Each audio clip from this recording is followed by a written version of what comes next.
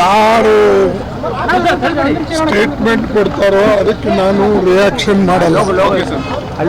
ನಂದೇನಂದ್ರೆ ಮನ್ರೇಗಾ ಇದು ಒಂದು right to work ಕೊಡುಗೆ ಕೊಟ್ಟಿದ್ದು. ಡೈರೆಕ್ಟಿವ್ ಪ್ರಿನ್ಸಿಪಲ್ಸ್ ನಲ್ಲಿ ಆರ್ಟಿಕಲ್ 41 ಪ್ರಕಾರ ಸೋನಿಯಾ ಗಾಂಧೀಜಿ ಅವರು ಇದ್ದಾಗ ಇದನ್ನ ಕಾನೂನು ರೂಪದಲ್ಲಿ ಮನಮೋಹನ್ ಸಿಂಗ್ ಅವರು ತಂದಂತ ಒಂದು ಕಾನೂನು.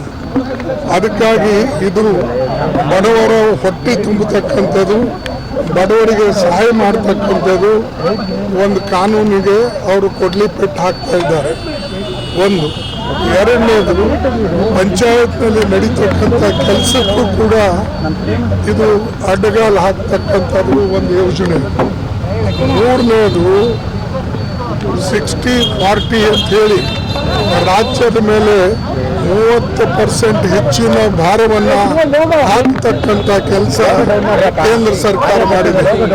ಮೊದಲ 90-10% ಇವತ್ತು 60-40 ಮಾಡಿದ್ದಾರೆ.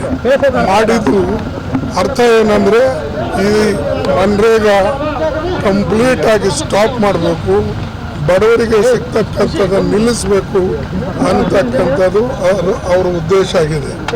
ಇದೇ ರೀತಿಯಾಗಿ ಒಂದೊಂದಾಗಿ ಅವರು ರೈಟ್ ಟು ಎಜುಕೇಷನ್ ಆಗಲಿ, ರೈಟ್ ಟು ಫುಡ್ ಸೆಕ್ಯೂರಿಟಿ ಆಗಲಿ, ರೈಟ್ ಟು ಮನ್ರೇಗಾ ಆಗಲಿ, ವರ್ಕ್ ಆಗಲಿ, ಇವೆಲ್ಲ ತೆಗಿಬೇಕು ಅನ್ನತಕ್ಕಂಥದ್ದು ಅವ್ರ ಇಚ್ಛೆ ಇದೆ.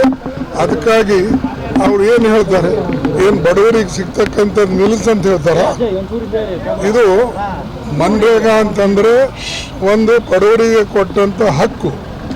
ಅದಕ್ಕೆ ಇವರು ಏನೇ ಅದಕ್ಕೆ ಒಂದು ಎಕ್ಸ್ಪ್ಲನೇಷನ್ ಕೊಟ್ಟರೆ ಇದು ಸರಿ ಇಲ್ಲ. ಒಂದು ಯಾರು ಇದಕ್ಕೆ ಕ್ರಿಟಿಸೈಸ್ ಮಾಡ್ತಾರೋ ಮನ್ರೇಗಾ ತೆಗಿಬೇಕು, ಸರಿ ಇಲ್ಲ, ಕರಪ್ಷನ್ ಇದೆ, ನೀವೇ ಅಲ್ಲ, ಸೆಂಟ್ರಲ್ ಗೌರ್ಮೆಂಟ್ ಆಡಿಟ್ ಮಾಡೋದು. ಸೆಂಟ್ರಲ್ ಗೌರ್ಮೆಂಟ್ ಆಡಿಟ್ ಪ್ರಕಾರ CAG controller of account general ಅವ್ರು ಹೇಳಿದ್ದಾರೆ, ಸಾಕಷ್ಟು ಇದರಿಂದ ಅಸೆಟ್ಗಳು ಕ್ರಿಯೇಟ್ ಆಗಿವೆ, ಕೆರೆ ದುರಸ್ತಿ ಆಗಿವೆ, ರೋಡ್ಗಳಾಗಿವೆ, ಸ್ಕೂಲ್ ಬಿಲ್ಡಿಂಗ್ ಆಗಿವೆ, ಅಂಗನವಾಡಿಗಳಾಗಿವೆ. ಇಂಥವೆಲ್ಲನೂ ಅಸೆಟ್ ಕ್ರಿಯೇಟ್ ಆದಂಥ ಒಂದು ಯೋಜನೆ. ಇದಕ್ಕೆ ಅವರು ವಿರೋಧ ಮಾಡ್ತಾರಂದ್ರೆ ಅವರು ಜನವಿರೋಧಿಗಳು. BJPಯವರು ಜನವಿರೋಧಿಗಳು. ಮೋದಿ ಇವತ್ತು ಬಡವರಿಗೆ ಸಹಾಯ ಮಾಡೋದು ಬಿಟ್ಟು ತನ್ನ ಇರ್ತಕ್ಕಂಥ ಸಂಪತ್ತನ್ನು ದೊಡ್ಡ ಕಾರ್ಪೊರೇಟ್ಗಳಿಗೆ ಕೊಡೋಕ್ಕೆ ಇವ್ರದ್ದು 30% ಮನ್ರೇಗಾದಲ್ಲಿ ಅಮೌಂಟ್ ಕಟ್ ಮಾಡ್ತಾ ಇದ್ದಾರೆ. ಅದಕ್ಕಾಗಿ ನಾನು ಇದನ್ನು ಕಂಡೆಮ್ ಮಾಡ್ತೇನೆ. ಇದ್ರಿಗೋಸ್ಕರ ನಾವು ಹೋರಾಟ ಮಾಡ್ತಾ ಇದ್ದೇವೆ ಮತ್ತು ಇದು ಹೋರಾಟ ಕೊನೆಯವರೆಗೆ ನಡೀತದೆ. ನಾವಿದು ಇಲ್ಲಿಗೆ ಬಿಡೋದಿಲ್ಲ. ಅದಕ್ಕಾಗಿ ಯಾರೋ ಏನೋ ಹೇಳ್ಕೊಂಡು ಹೋಗಿದ್ದಾರೆ, ಅವ್ರಿಗೆ ಉತ್ತರ ಕೊಡೋದಿಲ್ಲ. ಸ್ವಲ್ಪ ಕೇಳಿ, ಅವ್ರು ಏನು ಹೇಳ್ತಾ ಇದ್ದಾರೆ ಅದಕ್ಕೆ ಉತ್ತರ ಕೊಡಕ್ಕೆ ಹೋಗೋದಿಲ್ಲ ನಾನು.